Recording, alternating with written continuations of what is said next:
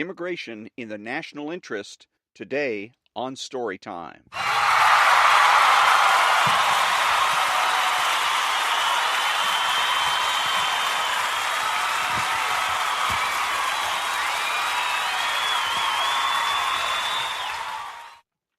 And this is Ron, and today is Sunday, December 24th, and I am reading from an issue of Imprimis, and this is part 2 of Immigration in the National Interest.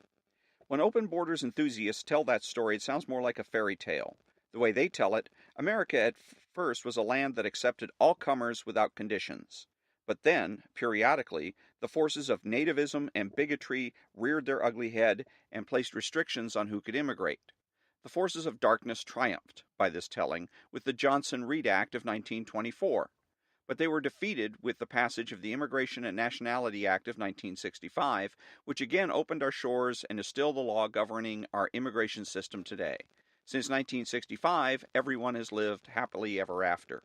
If I were to grade these storytellers, I would give them an F for history and an A for creative writing. The history of immigration in America is not one of ever-growing tides of huddled masses from the Pilgrims to today. On the contrary, throughout our history, American immigration has followed a surge and pause pattern. The first big wave was the Irish and German immigrants in the 1840s and 1850s. Then immigration tapered off during the Civil War.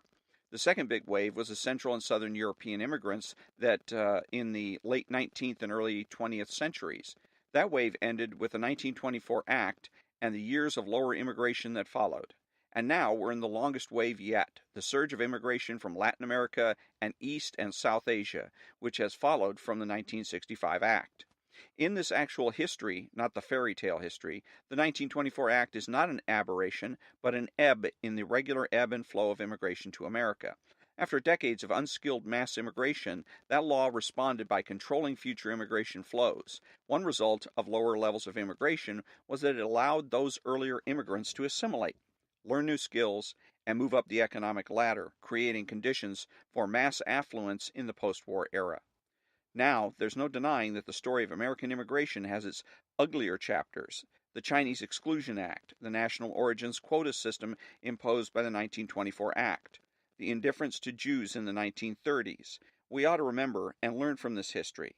One important lesson, though, is this. If the political class had heeded the concern of working Americans during the second big wave, the 1924 Act would likely have passed earlier and been less restrictionist. The danger lies not in addressing the people's legitimate, reasonable concerns about immigration, but in ignoring those concerns and slandering the people as bigots. But then, we shouldn't be surprised when politicians fail to understand fully the implications of their actions. Take the 1965 Act. That law ended the national origins quota system, and at the time its importance was minimized. When President Johnson signed it into law, he said, "This bill is not a revolutionary bill. It does not affect the lives of millions. It will not reshape the structure of our daily lives, or really add importantly to either our wealth or our power." How wrong he was. And that was part 2 of Immigration in the National Interest, and that it is published in Imprimis, a publication of Hillsdale College, Volume 46, Number 10, October 2017, and it is adapted from a speech delivered on September 18th in Washington, D.C. at Hillsdale College's 8th Annual Constitution Day celebration by Tom Cotton, a U.S. Senator from Arkansas. And so the last installment of Immigration in the National Interest I will read on Tuesday, the 26th of December. So until then, thank you very much for joining me, and Merry Christmas, and we'll see you on Tuesday.